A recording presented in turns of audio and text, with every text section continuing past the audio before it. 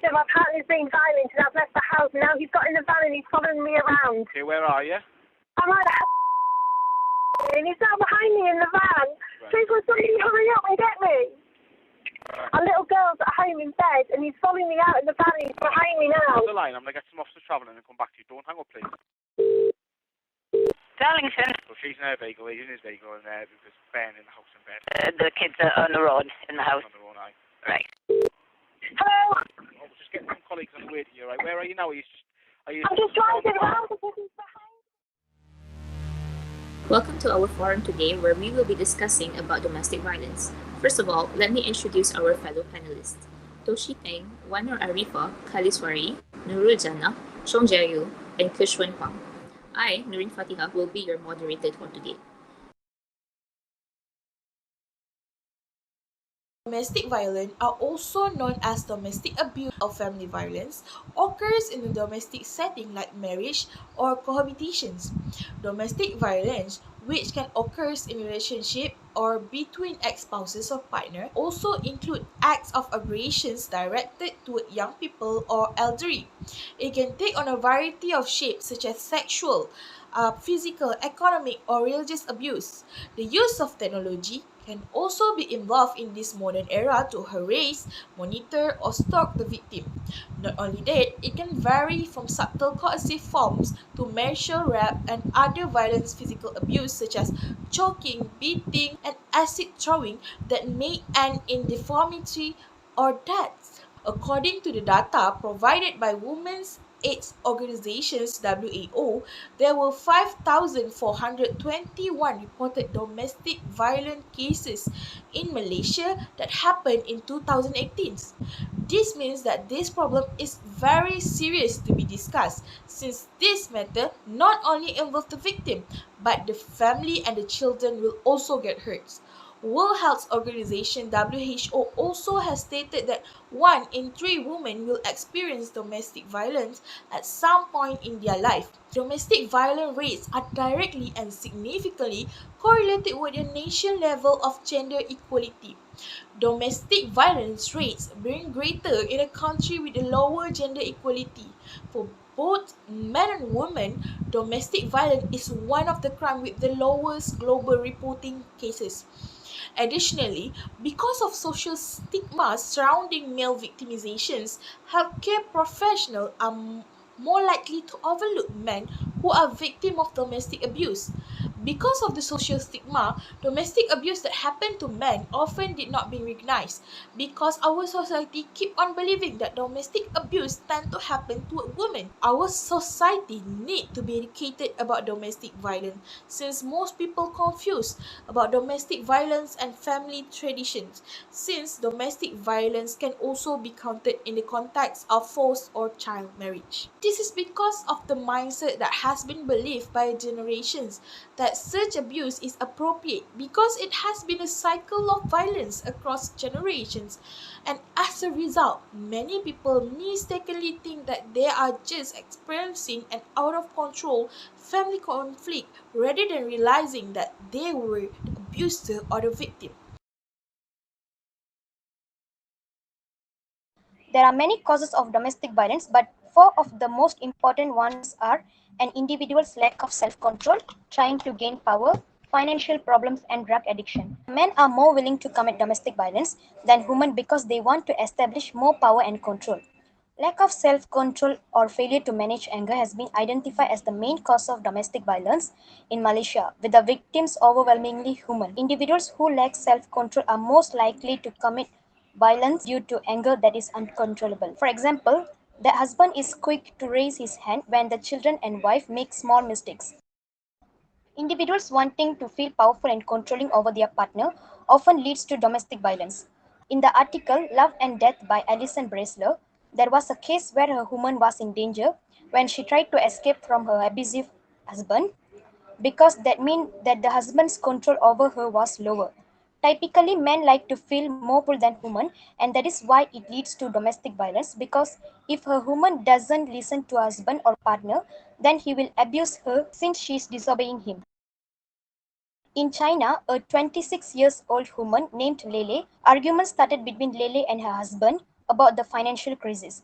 During this argumentation, her husband started beating her with a chair. Her left leg started bleeding badly, but still, she somehow managed to protect her baby and herself. Lily then immediately informed the police and also filed a divorce, but due to pandemics, her proceedings are postponed till she finds a new house. She has to survive in the same house with an abuser. Alcoholic drinks and drugs will cause the couple to lose their sanity, so that they are always angry and hit the children and spouse. The husband who is involved in gambling will cause violence in the household. Therefore, the husband will often force his wife to work and get financial resources. If the wife and children disobey, then they will be abused until they suffer severe injuries.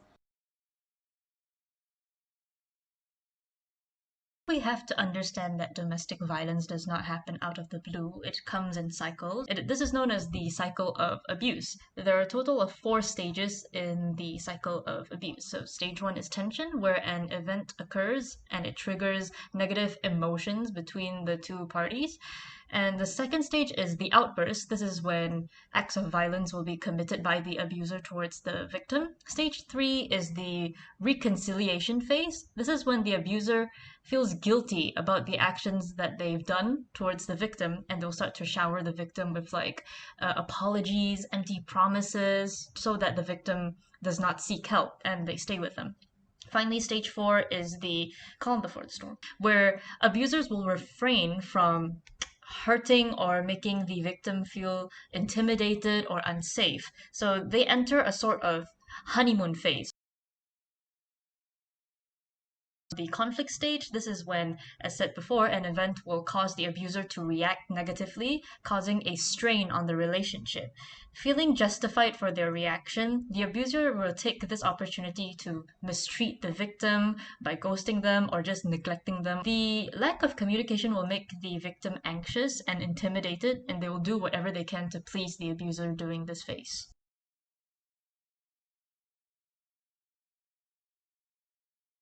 The second stage is the explosive stage.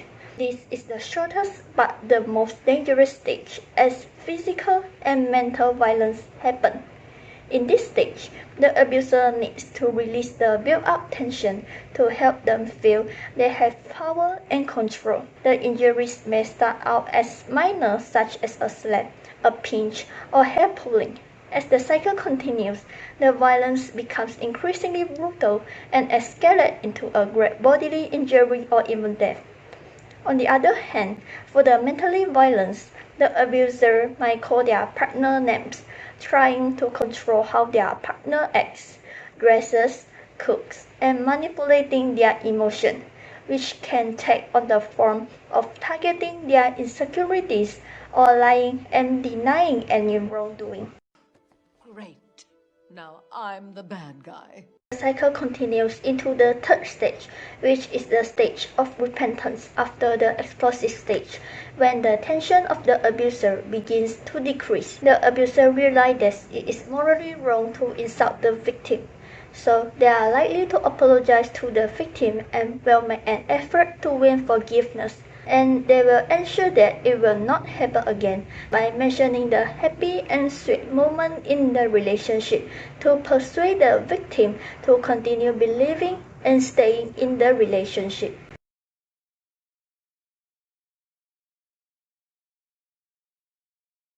Some of common physical effects due to domestic violence. The victims usually can get many bruises at their body. Chronic fatigue, muscle tension, involuntary shaking will also make change in eating and sleeping patterns. Their sexual can also dysfunction, and also menstrual cycle of fertility issues in women. Second, common mental effect due to domestic violence. The victims usually can have post-traumatic stress disorder (PTSD), including flashbacks, nightmare, severe anxiety, and uncontrollable thoughts. They can also get depression, anxiety, low self-esteem, and questioning sense of self. The victims also might have suicidal thoughts or attempts and also abuse themselves with alcohol and drugs. The victim will become hopeless, feeling unworthy, apprehensive, and discouraged about the future, inability to trust, questioning and doubting spiritual faith, and unmotivated. Whether children witness or experience abuse, it can take a toll on their development. Domestic violence victims are not isolated to intimate partners. Children are at increased risk for emotional behavior problems regardless if they were directly abused or not. This affects overall quality of the victim's life. If the victims or people around them does not act quickly, the victims may take action beyond their control that lead to deaths such as suicide or killing a family member or homicide.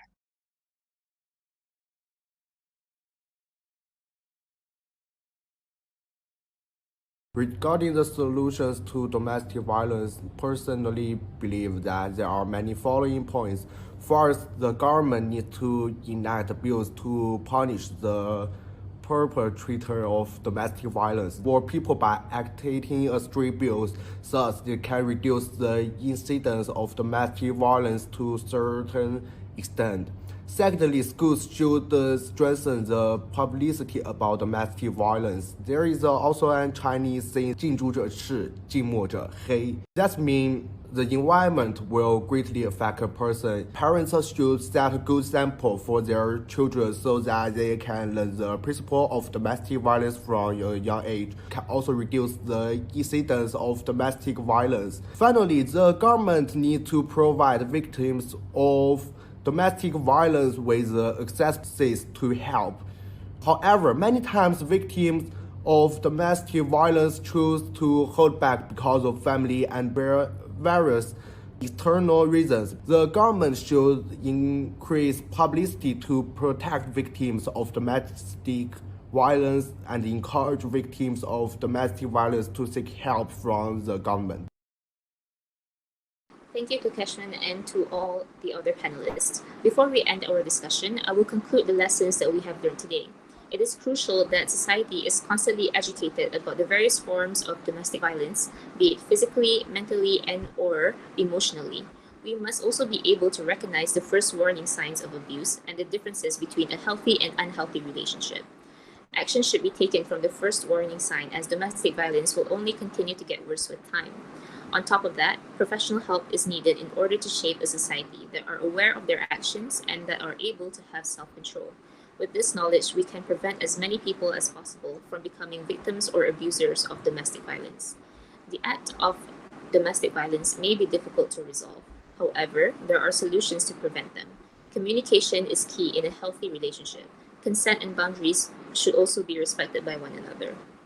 Anyone can be a victim of domestic violence, no matter their gender, age, and family role. We must pay attention to the people around us and check on them to see if they are in need of help. We must listen to what the victims say and never believe the manipulated version of the story given by the abuser. The victim may be manipulated to blame themselves and believe that they deserve to be mistreated. However, we must remember, no matter what the reason is, violence is never the answer to solving a problem. Finally, putting a stop to domestic violence is a challenge all over the world. However, if every person works together and takes this issue seriously, by spreading awareness and taking care of one another, we can help break the cycle of domestic violence. That is all from us. Thank you.